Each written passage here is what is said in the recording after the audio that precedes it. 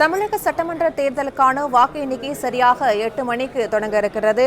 சுமார் 62 வாக்கு எண்ணும் மையங்களில் இந்த வாக்கு எண்ணிக்கையானது தொடங்க இருக்கிறது. முதலில் தபால் வாக்குகள் எண்ணப்படும். தொடர்ந்து அடுத்தடுத்த சுற்றுகளாக வாக்கு எண்ணிக்கை நடைபெற்று அதன் முன்னணி நிலவரங்கள் தெரியவரும்.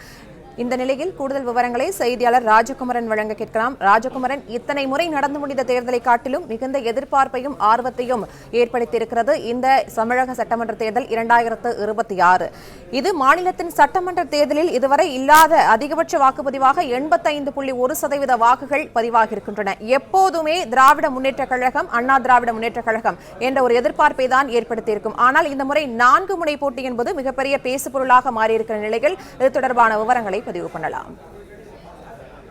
நீங்கள் குறிப்பிட்டதை போன்று இந்த சட்டப்பேரவை தேர்தலிலே ஒரு 4 முனை போட்டி தமிழகத்தில் நிலவிக் கொண்டிருக்கின்றது. அதிலும் குறிப்பாக 3 முனை போட்டி என்று சொல்லும் விதமாக திமுக, அதிமுக வேட்பாளர்களுக்கு நிகரான செல்வாக்கு கொண்ட வேட்பாளர்களோ அல்லது தமிழக வெற்றி கழகத்தினுடைய தலைவர் விஜய்க்கு என்று உருவாகி இருப்பதாக பார்க்கப்படும். ஒரு வாக்கு வங்கியின் மூலமாக ஒவ்வொரு சட்டப்பேரவை தொகுதியிலும் தமிழக வெற்றி கழகத்திற்கு பதிவாக கூடும் என்று எதிர்பார்க்கப்படக்கூடிய வாக்குகளும் சேர்த்து ஒரு மும்முனை போட்டியை பல சட்டப்பேரவை தொகுதியில் வலிமையாக ஏற்படுத்தி இருக்கின்றது. இது இந்த தேர்தலிலே அதிமுக, திமுகவிற்கு எத்தகைய சாதகமாகவோ அல்லது பாதகமாகவோ மாறக்கூடும் என்ற நிலவரங்கள் இன்னும் சற்று நேரத்தில் தெரிய வரும். இந்த தேர்தலை பொறுத்தவரை பல தொகுதிகளில் 3 முனை போட்டி நிலவி வருகின்றது. அதிமுகவை பொறுத்தவரை மீண்டும் ஆட்சிக்கு வர வேண்டும் என்பதில் முனைப்பு காட்டி வருகின்றார்கள்.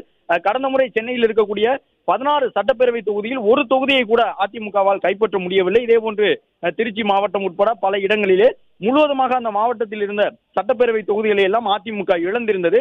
ஆனால் இந்த தேர்தலில் அதிமுக அதுபோன்று இல்லாமல் அனைத்து மாவட்டங்களிலும் பரவலாக வெற்றியை பதிவு செய்வதன் மூலமாக பெரும்பான்மைக்கு தேவையான, அதாவது தனித்து ஆட்சி அமைக்க தேவையான இடங்களான 118 என்பதையும் கடந்துவிட முடியும் என்கின்ற ஒரு நம்பிக்கையோடு இருக்கின்றார்கள். அதற்கேற்ப டெல்டா மாவட்டங்களை எல்லாம் எடுத்துக்கொண்டோம் என்றால் கடந்த முறை அதிமுகவிற்கு ஒரு பெரிய சரிவு இருந்தது. ஆனால் இந்த முறை அதுபோன்று இல்லாமல் இந்த தேர்தலில் அதிமுக பரவலாகவே தங்களுடைய வாக்கு வங்கியின் மூலமாக வெற்றியை நிலைநாட்டக்கூடிய விதமாக இந்த தேர்தலில் செயல்பட்டிருப்பதாக அவர்கள் நம்புகின்றார்கள். அதே போன்று திமுகவையும் பொறுத்தவரை கடந்த முறை இல்லாத அளவுக்கு இந்த முறையும் வெற்றியை பதிவு செய்ய முடியும் என்கின்ற ஒரு நம்பிக்கையோடு இருக்கின்றார்கள். ஆட்சியை தொடர முடியும். திமுகவினுடைய வரலாற்றிலே ஒரே தலைவர் தொடர்ந்து 2வது முறையாக வெற்றி பெற்ற ஒரு ஆட்சியாக இந்த ஆட்சி அமைந்துவிட முடியும். திராவிட மாடல் 2.0 அரசாக அது இருக்கும் என்பது திமுகவினருடைய எதிர்பார்ப்பாக இருக்கின்றது. தமிழக வெற்றி கழகத்தினும் கணிசமான போட்டியை தொகுதி அளவில் ஏற்படுத்தி இருக்கின்றார்கள். எனவே அவர்கள் வாங்கக்கூடிய வாக்குகள் எத்தகைய தாக்கத்தை ஏற்படுத்தும் என்பதும் முக்கியமான ஒரு கேள்வியாக இருக்கின்றது. ஏனென்றால் தாவேகாவை பொறுத்தவரை மாநில தழுவிய அளவில் அந்த கட்சி வாங்கக்கூடிய வாக்குகள் இந்த கட்சிக்கு தான் சாதகமாக செல்லும் என்று கணிக்க முடியாதபோது ஒவ்வொரு தொகுதியிலும் தமிழக வெற்றி கழகத்திற்கு, அதாவது 3வது முனை போட்டியை ஏற்படுத்தி இருக்கக்கூடிய அந்த கட்சி பெறக்கூடிய வாக்குகள் என்பது ஒவ்வொரு சட்டப்பேரவை தொகுதியிலும் ஒரு மாதிரி எதிரொலிக்கும் என்பதைத்தான் பலரும் சொல்லுகின்றார்கள். ஏனென்றால் ஒரு சில தொகுதியில் தாவேகா வாங்கக்கூடிய வாக்குகள் திமுகவை பாதிக்கும், ஒரு சில தொகுதியில் தாவேகா வாங்கக்கூடிய வாக்குகள் அதிமுகவை பாதிக்கும் என்றெல்லாம் சொல்லப்படுகின்றது. இதை கடந்து எந்தெந்த தொகுதியில் எல்லாம் வாக்குகளை கூடுதலாக பெற்று தமிழக வெற்றி கழகம் வெற்றி பெறப் போகின்றது என்பதுதான் இந்த சட்டப்பேரவை தேர்தலிலே ஒரு சுவாரஸ்யமான முடிவை ஏற்படுத்த போகின்ற ஒரு காரணியாக இருக்கும். எனவே 234 சட்டப்பேரவை தொகுதிகளிலும் காலை 8 மணி முதல் வாக்குகள் எண்ணப்பட இருக்கின்றன. இன்னும் சரியாக 1 மணி நேரத்திலே தபால் வாக்குகள் பிரிக்கப்பட இருக்கின்றன. தபால் வாக்குகள் எண்ணப்படும் பொழுது அரசு ஊழியர்களுடைய மனநிலை என்ன, காவல் பணியில் ஈடுபட்டிருக்கக்கூடிய காவல்துறை அதிகாரிகளுடைய மனநிலை என்ன, தேர்தல் பணியில் ஈடுபட்டிருக்கக்கூடிய அரசு தரப்பு அதிகாரிகளுடைய மனநிலை என்னவாக இருக்கின்றது, ஆட்சி தொடர்பாக அவர்கள் எவ்வளவு மதிப்பெண் இந்த ஆட்சிக்கு வழங்கி இருக்கின்றார்கள் என்பது அஞ்சல் வாக்குகள் எண்ணப்படும் பொழுதே நமக்கு தெரிய வரும். 8:30 மணிக்கு உள்ளாக இந்த ஆட்சி தொடர்பாக அரசு ஊழியர்களுடைய மனநிலையில் என்ன மாதிரியான நிலைப்பாடுகள் இருக்கின்றன என்பது தெரிய வரும். ஏனென்றால் அரசு ஊழியர்கள் கடந்த 5 ஆண்டுகால ஆட்சியில் பல்வேறு போராட்டங்களை நடத்தி இருக்கின்றார்கள். அரசின் சார்பில் ஏராளமான உதவிகள் அரசு ஊழியர்களுக்கு வழங்கப்பட்டிருக்கின்றன. அரசு ஊழியர்கள் கேட்ட பல்வேறு கோரிக்கைகள் நிறைவேற்றி கொடுக்கப்பட்டிருப்பதாக அரசு தரப்பிலும் சொல்லியிருக்கின்றார்கள். ஓய்வூதிய திட்டம் தொடர்பாக அரசு ஊழியர் சங்கத்தினர் பெரும்பாலானவர்கள் ஏற்றுக்கொள்ளக்கூடிய ஒரு முடிவினை இந்த அரசு எட்டியிருந்தது என்றெல்லாம் கடந்த திராவிட மாடல் அரசிலே சொல்லி இருந்தார்கள். எனவே அரசு ஊழியர்களுடைய மனநிலை என்னவாக இருந்தது, அவர்கள் ஆட்சிக்கு எவ்வளவு மதிப்பெண்களை வழங்கி இருக்கின்றார்கள் என்பது 8:30 மணிக்கு உள்ளாகவே தெரிய வரும். வழக்கம் போன்று இந்த முறையும் அரசு ஊழியர்களுடைய வாக்குகள் பெருமளவில் திமுகவிற்கு செல்லுமா?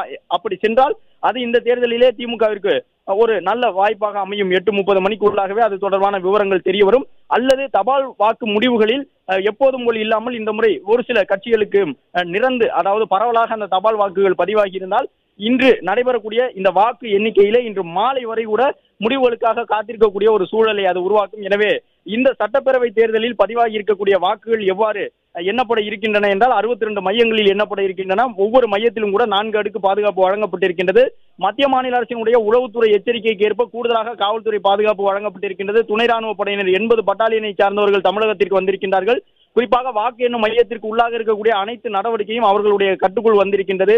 முழுவதுமாக கிட்டத்தட்ட ஒரு 14 மேசைகள் ஒவ்வொரு வாக்கு எண்ணும் மையத்திலும் தலா 14 மேசைகள் அமைக்கப்படுகின்றன. ஒவ்வொரு மேசையும் கூட கண்காணிப்பு கேமராக்கள் மூலமாக தொடர்ச்சியாக கண்காணிக்கப்பட்டு வருகின்றது. எனவே இந்த வாக்கு எண்ணும் மையங்களுக்கு உள்ளாக செல்லக்கூடிய முகவர்கள் உள்ளிட்டவர்களுக்கு தற்பொழுது அனுமதி வழங்கப்பட்டு வருகின்றது. முகவர்கள் தங்களுக்கு இருக்கக்கூடிய அந்த அடையாள அட்டையை காண்பித்து உள்ளே செல்வதற்கு அனுமதிக்கப்படுகின்றார்கள். பென்சிலோ பேனாவோ அல்லது கால்குலேட்டர் போன்ற கருவிகளையோ எடுத்துச் செல்வதற்கு அனுமதி வழங்கப்படவில்லை. தலைமை முகவர்களாக இருக்கக்கூடியவர்களும் வேட்பாளர்களும் மட்டும் வாக்கு எண்ணும் மையத்தினுடைய அனைத்து மேசைகளையும் சென்று பார்க்க முடியும் என்பது உள்ளிட்ட அந்த சிறப்பு சலுகைகள் எல்லாம் அவர்களுக்கு வழங்கப்பட்டிருக்கின்றன.